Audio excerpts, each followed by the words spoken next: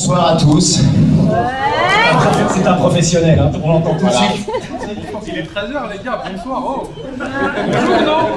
Dis bonsoir. Tout le monde d'accord. Bon, c'est pas grave.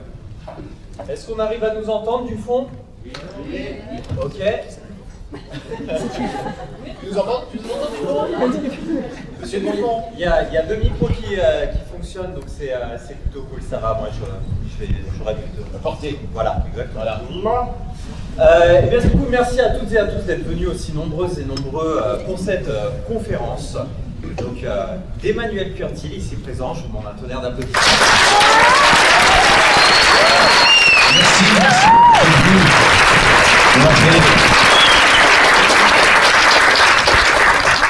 Merci beaucoup. Accompagné d'Alexis Thomasian.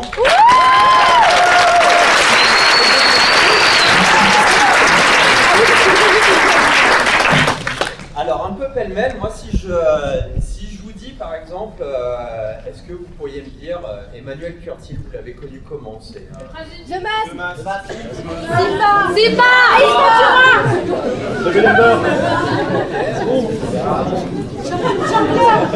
Ah oui. Quelle carrière. Sinon, vous pouvez tricher, il y a Wikipédia. Voilà la liste. Et Alexis Thomasian. Les amateurs de Gimone. Oh maman. Mais écoutez, avec mon micro qui marche pas, moi la première question que je vais vous poser, non t'inquiète pas, il n'y a pas de souci, on comprendra pour le coup. Messieurs, du coup on en arrive comment à votre profession? Est-ce que vous pourriez nous en dire un peu plus sur ça? C'est la question actuelle. Il faut gagner sa vie. Non, je sais pas, tu veux répondre. Bon, Je pense que c'est commun. mais en fait, en plus, on a un petit peu le même parcours, Alexis et moi, parce qu'on a commencé enfant.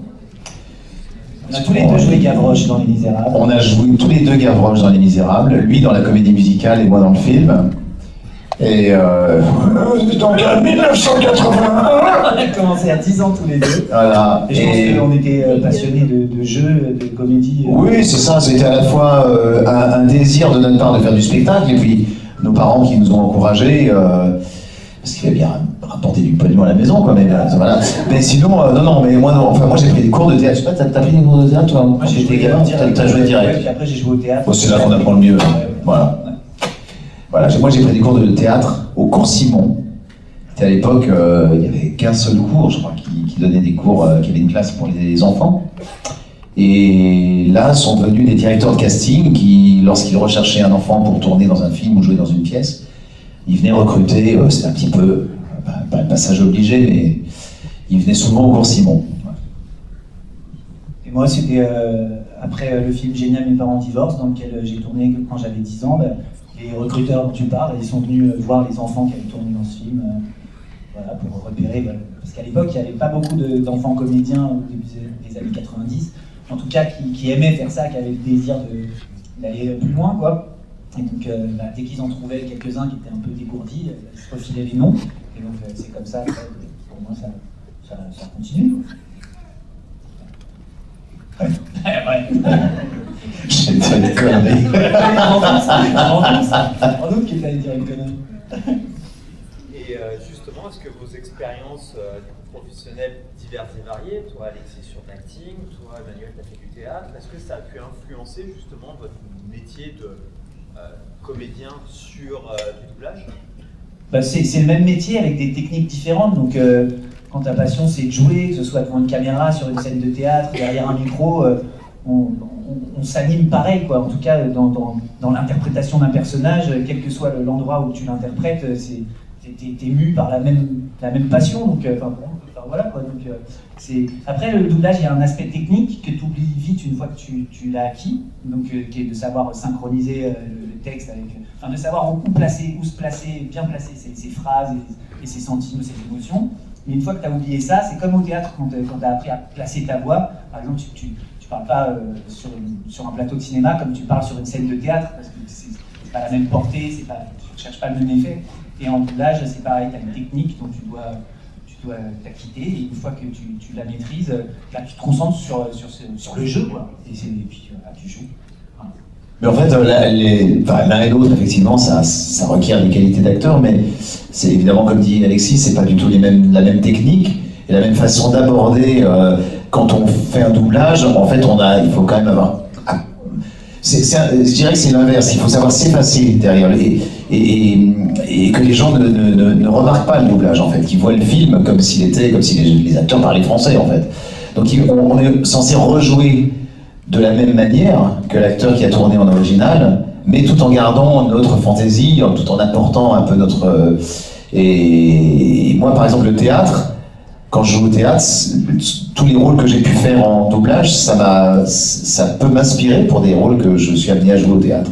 Et vice-versa. Voilà, ça, c'est vraiment... c'est assez proche, finalement. Et justement, tous les deux, vous avez fait de la direction artistique.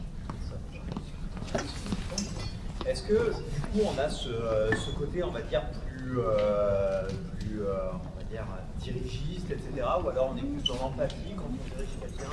Est-ce que vous oubliez un petit peu que vous-même vous avez été de l'autre côté? Est-ce qu'il y a des exigences qui sont complémentaires? Non, moi je trouve que c'est une émulation quand tu connais le potentiel des comédiens que tu as fait venir sur une œuvre que tu diriges. C'est un jeu, donc t'as envie, quand tu sais qu'ils peuvent mettre telle nuance ou être plus drôle ou être plus incisif, là, tu leur demandes parce que tu sais ce qu'ils peuvent donner et quand ils te donnent, c'est jouissif. Donc c'est pas dirigiste dans le sens tiens mon petit tu vas faire ça et tout. Enfin moi je le vois plutôt comme ça. C'est comme c'est un truc le concert où tu cherches à ce que le résultat soit top. Par exemple avec Donald Renew qui dirige Cuphead, qui est un dessin animé qu'on fait ensemble. Où c'est moi et Christophe Lemoine sur les deux personnages. Eh ben, on se prend la tête pour savoir ce qui va le mieux fonctionner, à quel moment les ruptures vont être les plus drôles.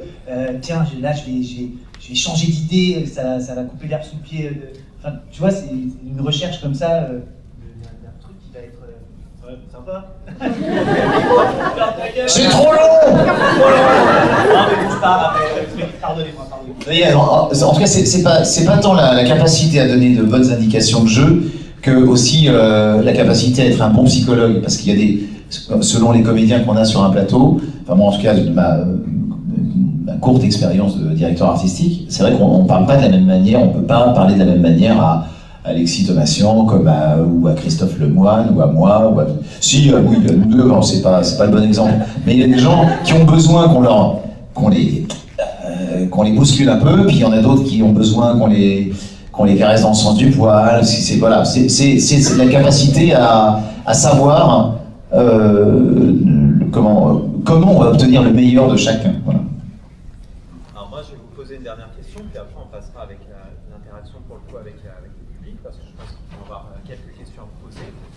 Mais est-ce que de manière générale, comment on arrive sur un rôle au final? Est-ce que vous postulez? Est-ce qu'on fait appel à vous? Est-ce que ça peut être les deux?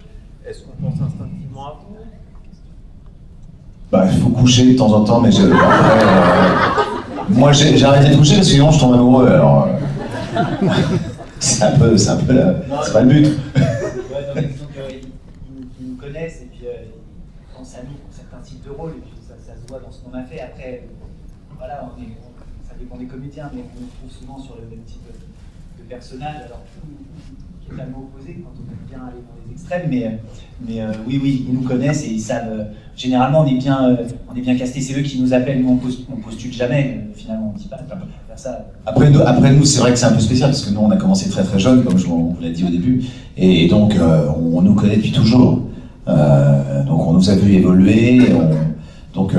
Les gens savent à peu près quel rôle pourrait nous correspondre et même quel contre-emploi pourrait nous correspondre, quelle composition pourrait nous... Voilà. Donc, c'est ce qui est plus difficile, c'est de caster des nouveaux, des gens qui arrivent comme ça dans le métier. Donc, c'est pas trop encore ce qui... Voilà. Donc, c'est à la fois une prise de risque et puis... Une aventure. Une aventure. Eh bien, je vous remercie, messieurs. On va passer aux questions du public. Alors, il va y avoir pas mal de questions. Je pense qu'au niveau du micro, on va être un peu... on va passer celui-ci. Le micro dans lequel a parlé Emmanuel Curtis. On sera tous les trois à égalité. Voilà, on va voir un peu utiliser notre voix.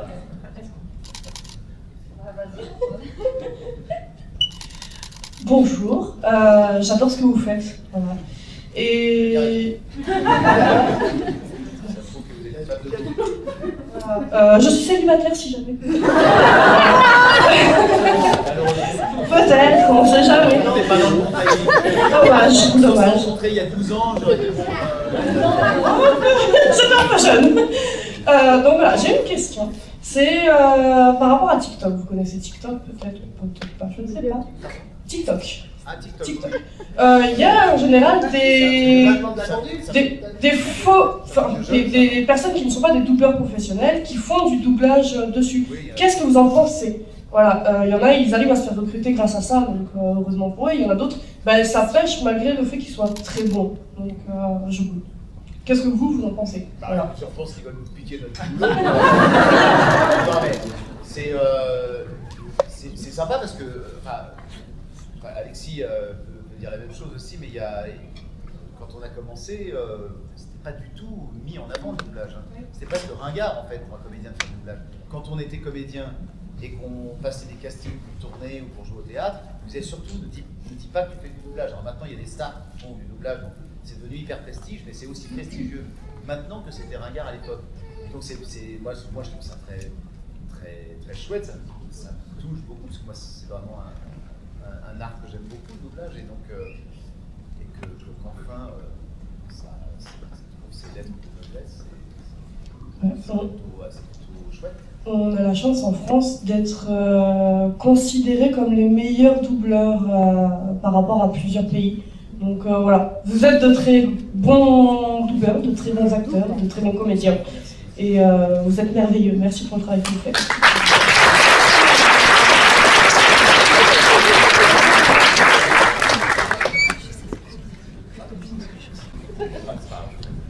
Bonjour. Alors du coup j'ai une question pour tous les deux. Et ma question peut paraître un peu bateau, mais en fait j'aurais voulu savoir quel personnage vous avez préféré doubler, personnage ou acteur, enfin dans toute votre carrière. C'est dur. Ça va être essentiellement de l'animation, Ouais. mais parce que l'animation c'est là où en tant que comédien je peux m'exprimer le plus et y mettre le plus de moi. Le doublage d'acteurs live, genre Justin Timberlake, c'est super agréable à faire, mais moi où j'ai plus de liberté, où je sens que je suis plus libre, c'est l'animation. Donc ça va être tous les rôles d'animation un peu extrêmes quoi. Donc, mais dans le délire comme Futurama ou Martin Mystère, comme Light Yagami dans le côté plus sombre et tout.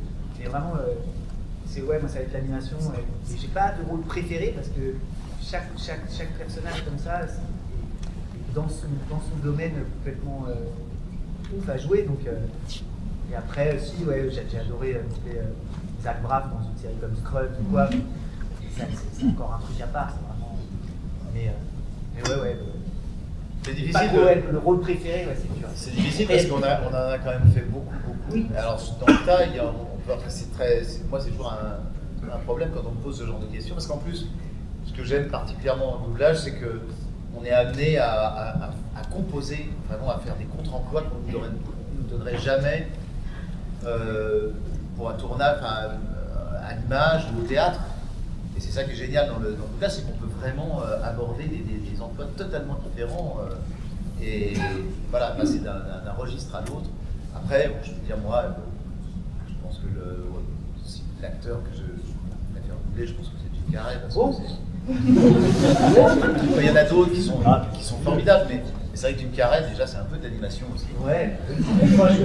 Et puis, voilà, donc c'est une espèce d'extravagance. En plus, il a un jeu totalement atypique, enfin, c'est un ovni, ce comédien. Il a apporté vraiment du génie au métier d'acteur, et c'est toujours un plaisir. Ce que je disais, c'est beaucoup plus facile de doubler un très bon comédien qu'un mauvais comédien. Bon, on n'imagine pas la Jim Carrey sans votre voix en fait. Oui, mais disons que quand l'acteur est génial, ça aide beaucoup. Quand même. Le travail il est fait déjà, donc après il pas qu'il ne faut pas des capacités. Mais pour le remplir, t'imagines Oui, non, mais bien sûr. Disons qu'il est. Voilà. Ça aide, le fait qu'il soit génial, c'est déjà quand même une grande partie du travail qu'il fait. Merci beaucoup.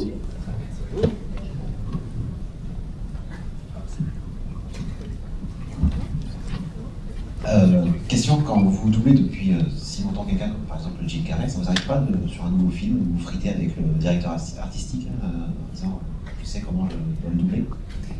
Alors moi pas du tout. Alors vraiment, en plus sur Jim Carrey, j'ai vraiment eu la chance d'avoir quasiment que des directeurs artistiques qui sont. Moi, si ces indications vont contre le sens de la situation et tout ça, je me permettrais de lui dire non, je suis désolé, je fais pas ça, quoi. Après, sur Jim Carrey, bon, c'est même des grands films, donc j'ai toujours eu la chance d'avoir toujours des directeurs artistiques à peu près. Voilà, à peu près compétents. Plus ou moins, parce que, évidemment, c'est moins bon, mais c'est en général, je tombe sur des bons.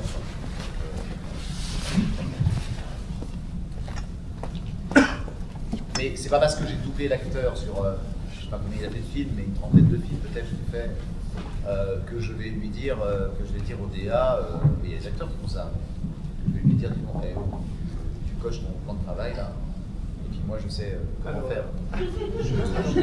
Justement, d'ailleurs, ça peut être un danger de donner trop l'impression de connaître le comédien, parce que justement, on n'a pas assez de recul. Le directeur artistique, il est là pour nous remettre sur les rails. C'est beaucoup d'humilité. C'était une de mes caractéristiques. Vous l'aurez compris.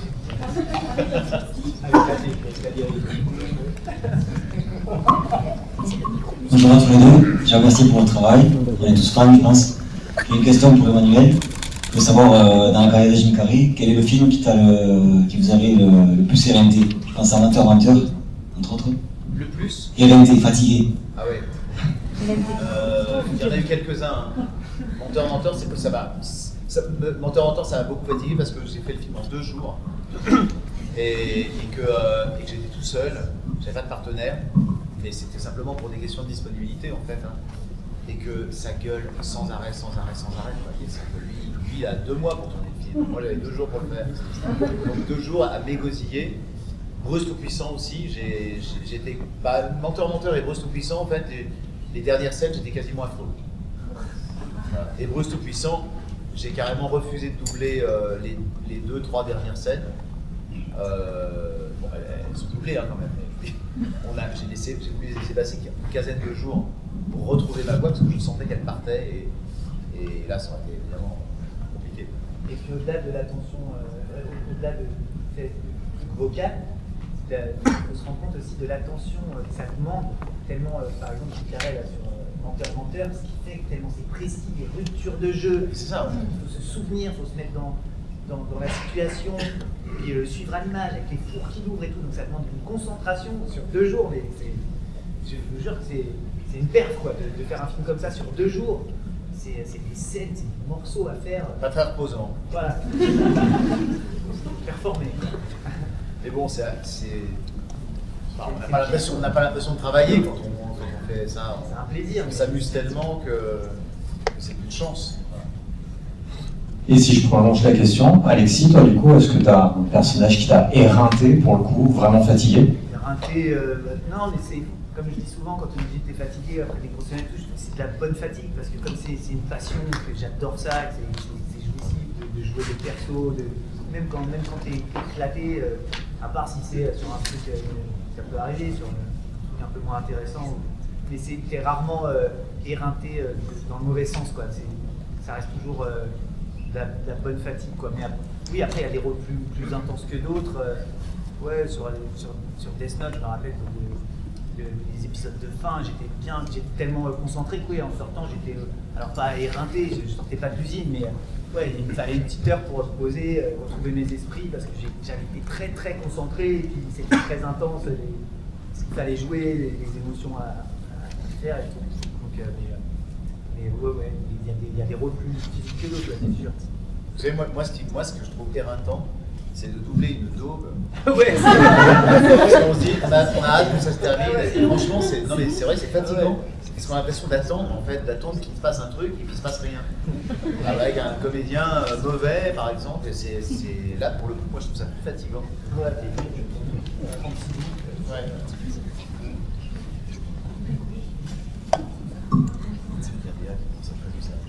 Ouais, c'est grave. Si on tombe en plus sur un directeur artistique qui a l'impression de faire le dernier Spielberg,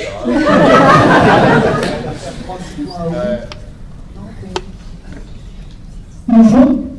Bonjour. Je voulais vous poser une question par rapport à... Est-ce que c'est fréquent que des gens qui connaissent pas forcément les doubleurs de certains trucs reconnaissent votre voix mais sachent pas d'où ça vient et du coup ça les rend fous pendant... J'ai pas fait à Roissy ce matin. C'est vrai, on parle. J'avais une hôtesse au sol qui je demandais à l'embarquement si c'était bien ici. Elle me dit « Ah mais vous faites la voix du comédien à la comique Et alors là, bon, ça n'arrive pas tous les jours. Hein. Ça m'arrive quand même assez rarement, enfin, dire, mais ça m'a épaté parce que sur une phrase, quand même, parce que à 6h30 du mat, j'étais réveillé. Ouais. Non, ça arrive. Ça arrive, je pense, de plus en plus, parce que justement le doublage est vachement mis en avant, de plus en plus, grâce aux réseaux sociaux d'ailleurs, entre autres. Mais c'est vrai que c'est médiatisé, c'est voilà, c'est un peu prestige quoi le doublage. Moi ça arrive, ouais. Surtout dans des situations, c'est rare aussi, des situations où je vais parler fort en délirant et tout. Ça peut, on a déjà fait citer sur voilà, Martin Luther ou Scrub. Voilà, il y a des intonations peut-être qui ressortent et tout, mais bon, c'est quand même. Quand tu es dans un contexte ouais, qui est proche du personnage. Quoi. Ouais, voilà. J'ai avec mes gosses, je délire, ouais. Évidemment, j'ai la fille, le test ce matin, je lui ai dit pardon madame. Si vous pourriez m'indiquer l'embarquement.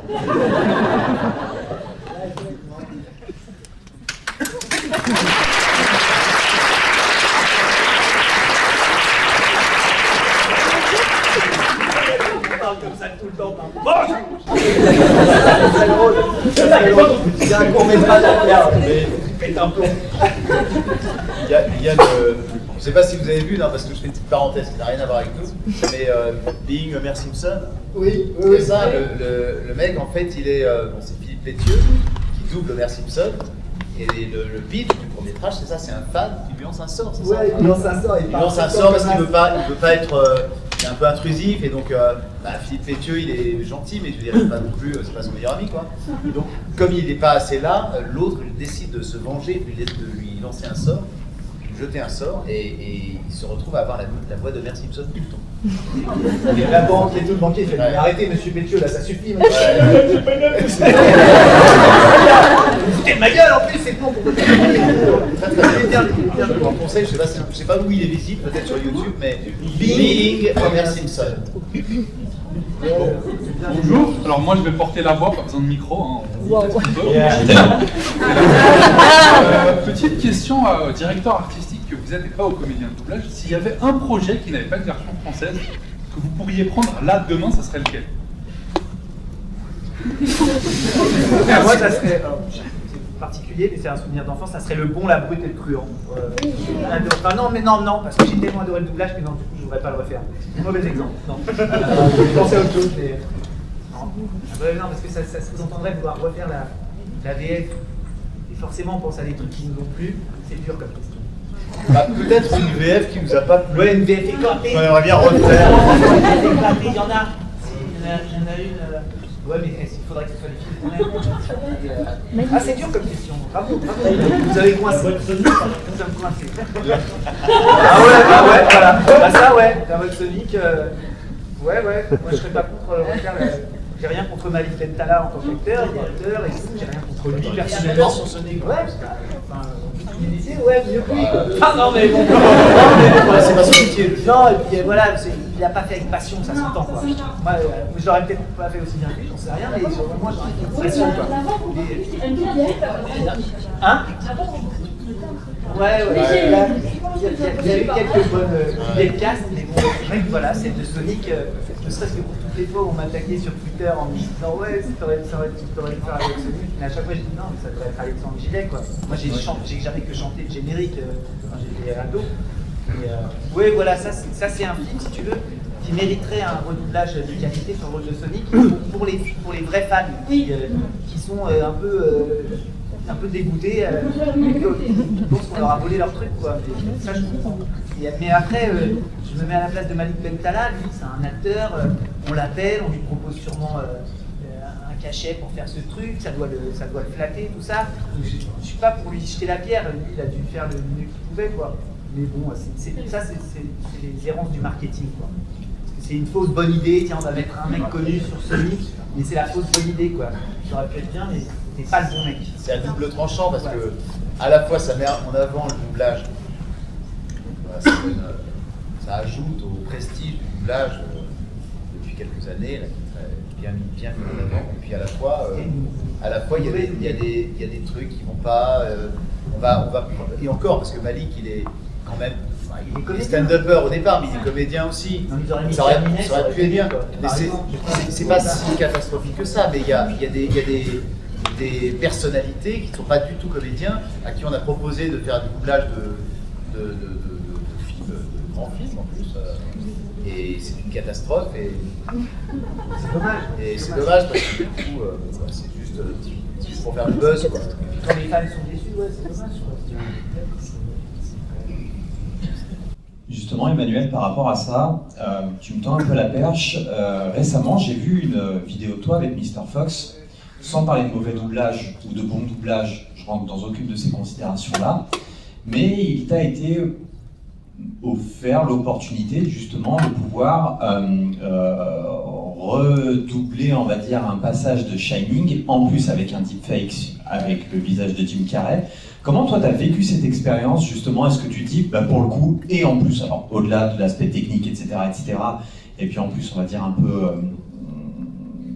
je sais pas comment dire, mais tu vois, comment tu as pu vivre le fait qu'il y ait quelqu'un qui ait un visage sur un autre acteur et autres, et ouais, comment tu as vécu cette expérience de manière générale en fait? C'est quoi ton point de vue sur ce genre de choses? Déjà, j'avais l'impression de doubler un truc que j'étais fan du film, je sais pas quand il est sorti, mais je pense que je faisais pas de doublage à l'époque, dans les années 80. Il était dans les années 80, il me semble, Shining. Et donc c'était très troublant, parce qu'en plus ils sont assez proches, Jim Carrey et Jack Nicholson, physiquement.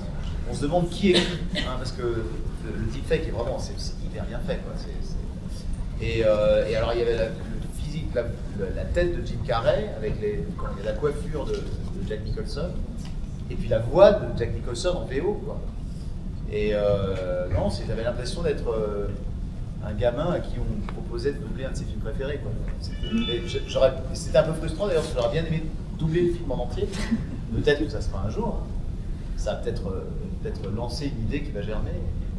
Il y a eu des redoublages effectivement sur pas mal de films, type Les Dents de la Mer, etc. On ne sait pas, peut-être que Shining fera partie du lot pour le coup. Là, ça me plairait beaucoup parce que c'est vrai que Jack Nicholson est un acteur assez proche de Jim Carrey, et c'est une expérience que j'aurais bien aimé prolonger. Merci beaucoup. Alors, le jeune homme là-bas.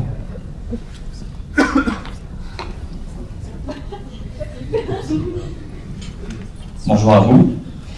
Tout d'abord, merci de nous accorder un peu de votre temps libre. Donc j'ai une question pour vous deux, Emmanuel, Alexis. Voilà, je pratique pour l'instant en amateur du théâtre pendant plus de 10 ans, et je voudrais savoir votre avis surtout.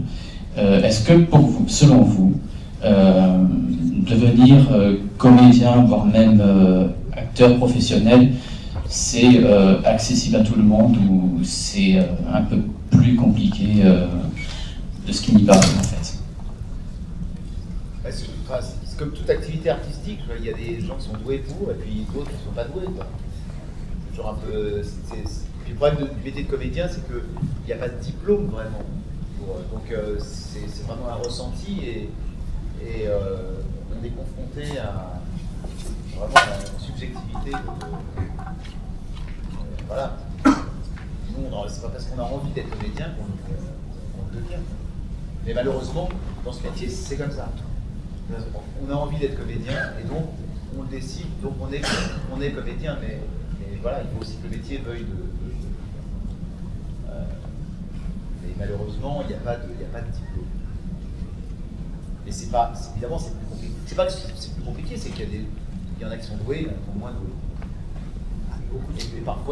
Et parfois même, il y a beaucoup aussi, il y a des comédiens qui n'ont jamais pris un cours de théâtre, qui sont merveilleux. Voilà, qui ont une espèce de magie, comme de présence. Il n'y a pas de règles. Il n'y a pas vraiment de règles. Évidemment, quand on est doué, c'est mieux de prendre des cours de théâtre. Là, on affine, on apprend la technique, on met toutes les chances de son côté. Mais bon, on peut aussi être un acteur incroyable sans avoir jamais pris un cours de théâtre. Puis après, il y a des acteurs fabuleux qui se révèlent sur le tas aussi. Ça peut être la pratique, le travail. Un petit peu de talent, beaucoup de travail, de toute façon, beaucoup de travail.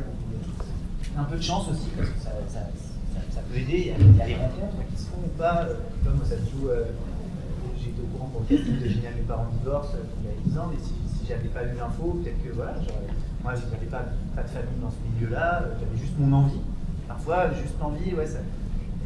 Après, voilà, il faut voir ça aussi, quand c'est une passion à ce moment-là, de toute façon, même si ça doit rester amateur, il faut prendre du plaisir à jouer, à faire des sketchs, à écrire, à chanter, tous les moyens d'expression sont bons quand ça te passionne, quoi. Donc, et si par la suite ça devient pro, tant mieux, c'est une embellie, quoi.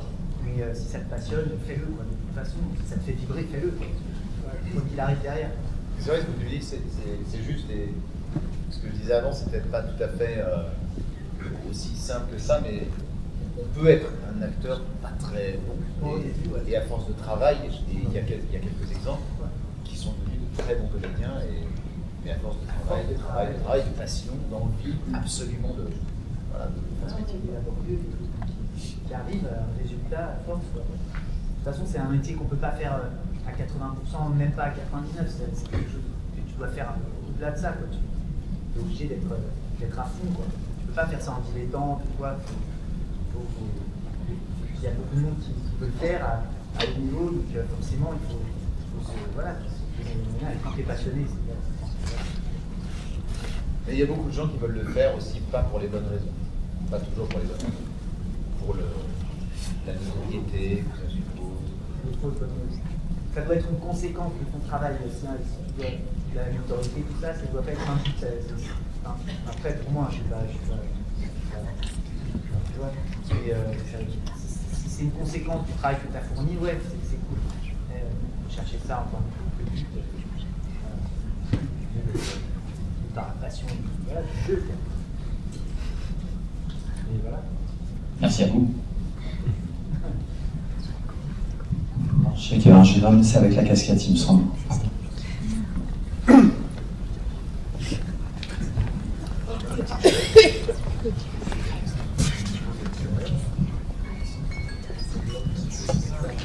Bonjour. Moi j'avais une question d'importance capitale pour chacun. Déjà, Emmanuel Curtil, j'avais le débat avec un pote. Est-ce que dans la chanson de The Mask, tu dis je suis Sancho de Cuba ou Sancho le Cubain? Et pour Alexis Thomasian, c'est qui le comédien que tu as préféré doubler dans ta carrière et pourquoi Kev Adams? Alors moi je peux te répondre, je dis les deux dans la chanson. Mais non. Je dis parce que je suis Sancho de Cuba, j'ai le Sancho pour la rumba, donc ça rime avec Cuba, Sancho de Cuba. Et après je suis Sancho le Cubain, la coqueluche des les voisins. De tous les voisins.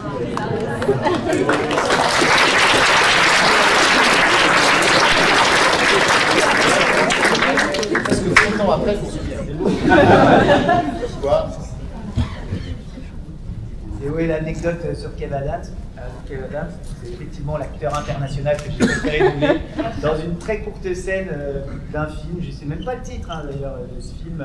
Et on m'a demandé ça comme un service parce qu'il ne pouvait pas venir faire la post-synchro de cette scène. Et, non, je ne sais pas quel film. Il est chauffeur de taxi. Il a une meuf, je crois qu'il a mis la Cunis dans le taxi.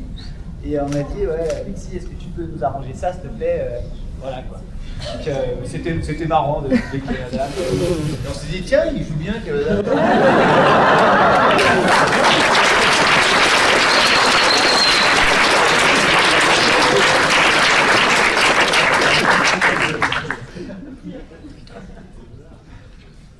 coup, on va prendre une dernière question.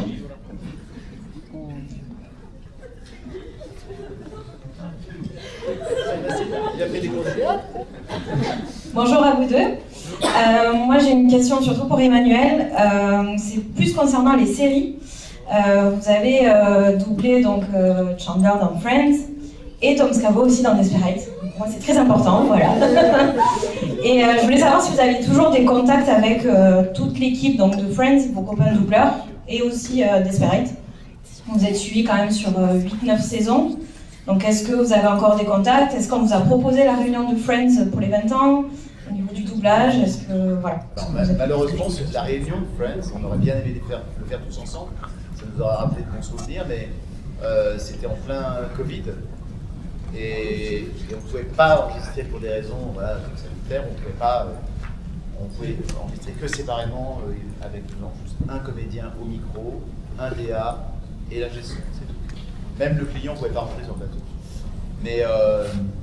Mais oui, alors on se croise de temps en temps, on n'a pas Maïk, je la croise de temps en temps, Dorothée, je la croise de temps en temps. Et puis si, Marco, ouais, on s'est vu il n'y a pas très longtemps sur une convention d'ailleurs. Voilà, et on était bien content de se retrouver parce qu'on se voit plus beaucoup. Il habite moins en plus, ce con. Pas très pratique, hein. Mais non, on s'entend très bien. On n'a pas beaucoup l'occasion de se voir. Et Desperate, c'est un peu spécial parce que j'enregistrais essentiellement avec ma femme, qui était Caroline Beaune et qui malheureusement nous a quittés. Et voilà. Et puis donc j'enregistrais avec personne d'autre en fait sur Desperate. Je savais même pas qu'il était dessus. Non, oui, c'est vrai. Il y avait tellement de... Ouais, bah oui, il y avait tellement de personnages. Enregistrés par couple, par famille, voilà, c'est une scène à Pinette, essentiellement avec elle, moi, c'était avec le père, Isaac et tout ça. Et c'est une série où il y a beaucoup de travail, il y a qui sortent. Très pointilleuse. Mais elle a bien fait parce que le résultat est vachement bien. Le résultat est vachement bien. Ah ouais. Mais on peut pas enregistrer. On peut pas enregistrer tous ensemble parce que dans l'ordre chronologique de la série, parce que sinon on passerait notre temps à attendre dans le couloir. Et puis, il y a une scène de temps en temps, une petite phrase, donc on concentre tout le rôle. Tous les comédiennes de Desperate, on se croise quand même beaucoup. Oui. Voilà, on se voit souvent. Pas dans le cadre d'une réunion, mais parce qu'on se croise au studio et on se connaît tous très bien.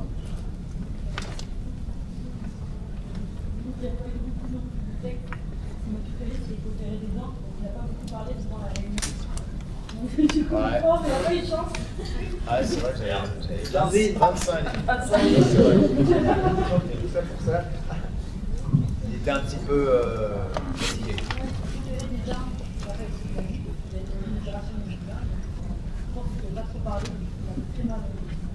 Bah, il était aussi assez fatigué parce qu'il avait des gros problèmes de santé et autres. Il y a son autobiographie qui est sortie. On en a parlé. Il raconte tout ça, ses problèmes dedans. Tout est une histoire dedans. Du coup, cette conférence touche malheureusement à sa fin. Mais, du coup, si je dis mais, vous avez fait bouh, donc mais. Une chanson. Le public réclame une chanson.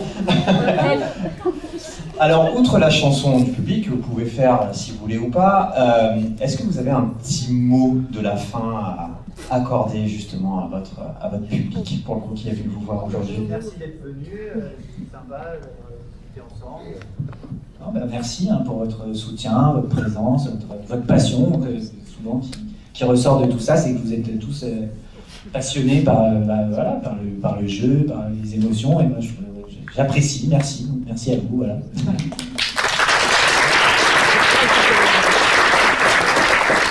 Ouais, ce qui est très chouette, c'est que on a eu des questions qu'on ne nous pose pas habituellement. Voilà. Donc public de qualité, vous étiez un public splendide.